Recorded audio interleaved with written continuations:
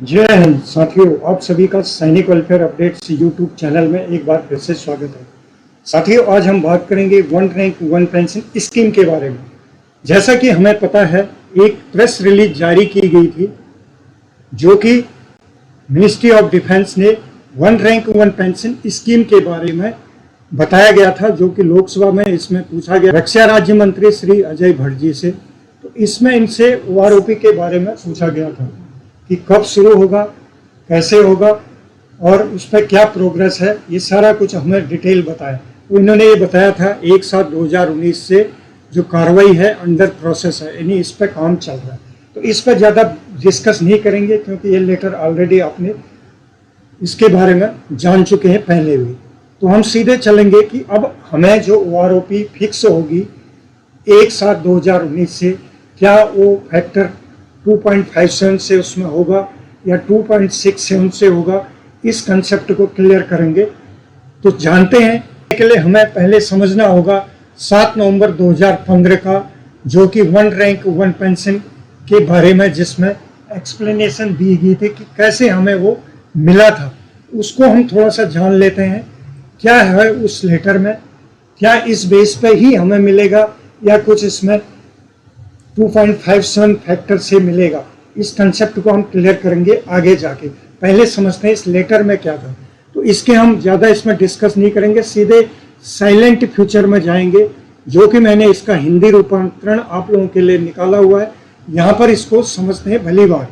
तो देखिए, silent futures of OROP, यानी यहाँ पर दिया ओआरओपी की मुख्य विशेषताएं इस प्रकार है।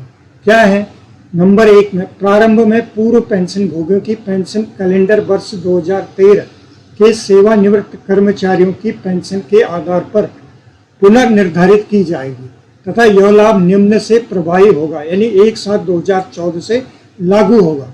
सेकंड पैरा में उन्होंने कहा था सभी पेंशन भोगियों के लिए समान रैंक और समान अवधि की सेवा के लिए 2013 में सेवानिवृत्त कर्मियों की न्यूनतम और अधिकतम पेंशन के औसत के आधार पर पेंशन का पुनर्निर्धारण किया जाएगा। दोस्तों, ये कंसेप्ट बहुत क्लियर है, ये समझना आप जरूरी है।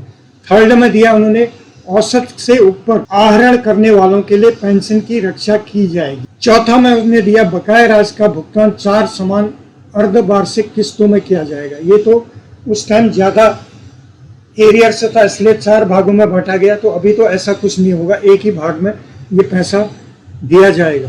पांचवें में उन्होंने कहा था कि भविष्य में 5 साल में पेंशन फिर से तय की जाएगी। तो ये उस लेटर का कंसेप्ट था।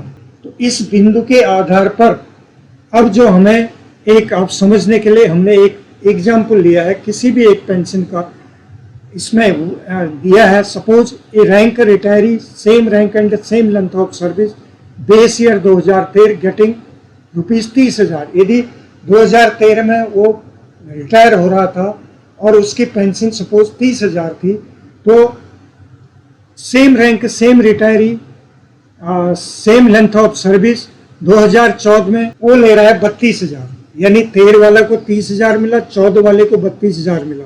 लेकिन जो 32,000 14 वाले का ये प्रोटेक्टेड रहेगी, मतलब इसमें इतना मिलेगा, इसका कम नहीं होगा। अब इन्होंने इसका क्या लिया, एवरेज लिया, average of maximum and minimum. ये फॉर्मूला उस टाइम लगा था दोस्तों। मैक्सिमम एंड मिनिमम कैसे, ऊपर जैसे 13 का 30,000 लिया, नीचे वाले का 32, दोनों को जोड़ दिया 62,000 डिवाइडेड बाई 2 और 31,000 उन्होंने एवरेज निकाल दिया दोनों का। कौन सा फॉर्मूले से, मैक्सिमम एंड मिनिमम से। तो सेम चीज यहां पर होने वाली है दोस्तों। बेस ईयर 2018 लेंगे और 2019 को प्रोटेक्टेड करेंगे, जो उसकी पेंशन है दोनों का एवरेज निकाल के जो भी आपका बनेगा, यानी जो आपको अभी मिल रहा होगा आपकी पेंशन, उस बेस पर आप इसमें इमेजिन कर सकते हैं कि आपका कितना बढ़ सकता है।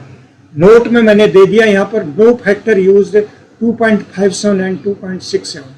बेसिकली 2.57 जो फैक्टर लगा था 7th CPC में सबकी पेंशन को एडजस्ट करने के लिए, ये 7th CPC ने ये फॉर्मूला निकाला था। तो इस बार ये कुछ नहीं होने वाला है।